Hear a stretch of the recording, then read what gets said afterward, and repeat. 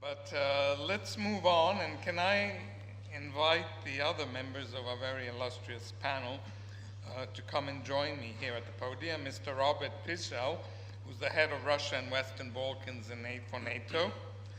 Sir Richard Shiref, General Shiref, former Deputy Supreme Allied Commander Europe.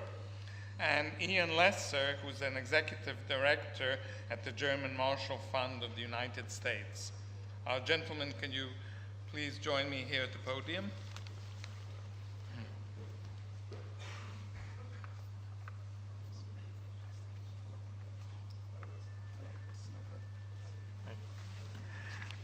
And could I actually invite Mr. Pszczel to maybe address us from the podium, or as you wish? Yeah.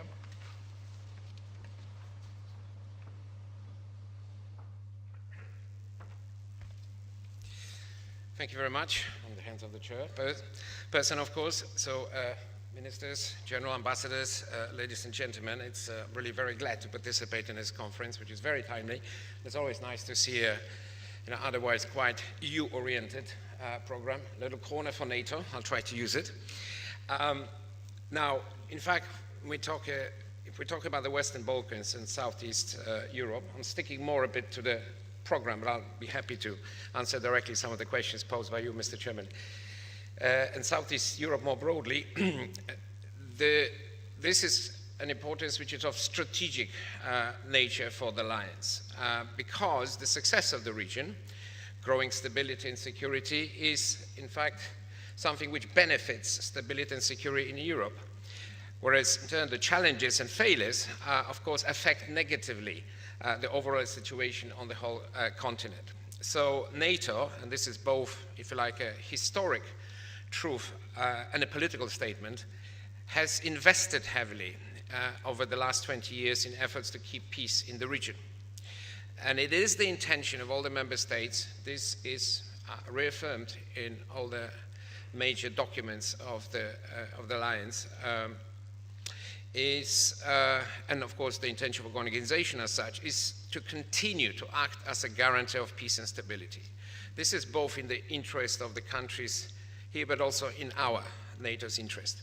We will therefore maintain our presence, our focus and engagement.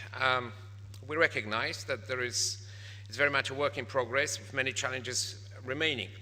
That's why we will continue to offer our operational support. Example, of course, close to 5,000 troops still in Kosovo. We will participate in accordance with our mandate on the basis of the wishes of our partners in a variety of cooperative projects, especially those which help reforms, promote the rule of law, bolster democratic values, as well as encourage regional cooperation.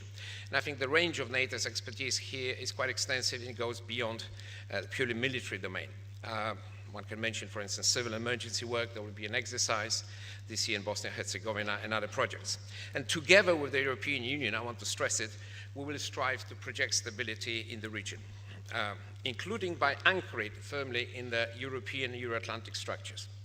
Let me stress a few principles of this endeavor concerning integration.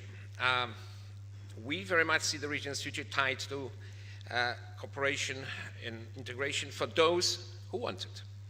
This will benefit the citizens of the countries concerned and states in the region and the entire Euro-Atlantic family.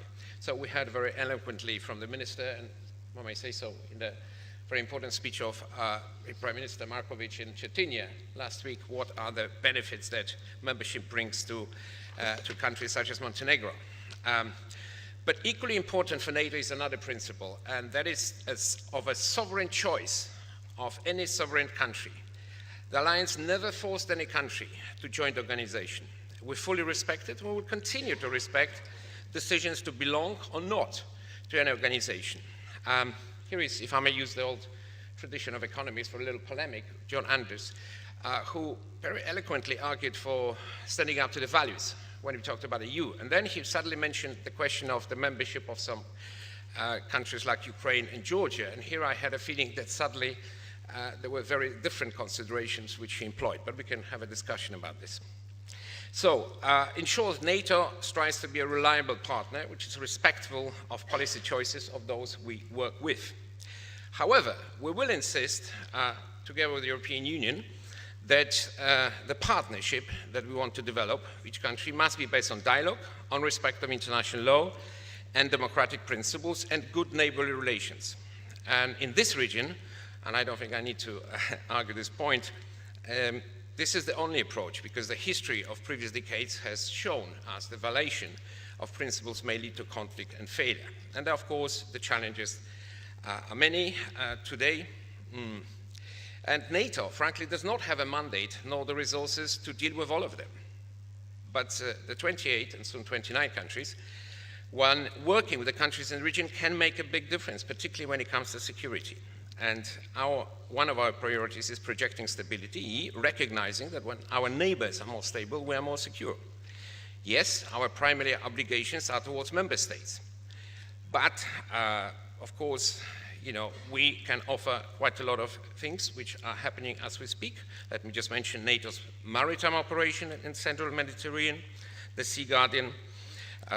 Let me mention the establishment of a so-called hub for the South, enables to improve our ability to anticipate crises and to respond to them. And I believe that those initiatives underpin our engagement in the Western Balkans because of the close interrelationship between situations in adjacent regions.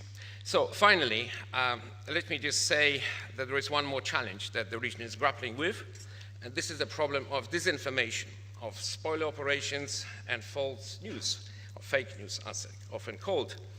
And disinformation campaigns run by such countries as Russia have a pernicious effect on the fragility and the stability of many institutions and the well-being of societies here. So we believe very strongly in NATO. We should not counter propaganda with propaganda, but with facts and truth. And here I wanted to pay tribute to many non-governmental institutions, very active also in Montenegro, which I believe have had a very important role during the preparation and homework phase of this country's preparation to join the alliance. So we soon hope to see Montenegro as the new member state.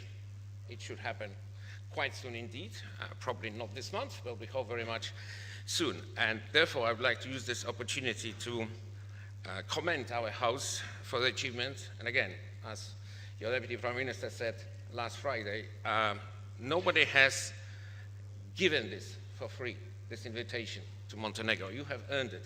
And I believe you will, we all believe in NATO that your country will play a very valuable role in the alliance. Thank you.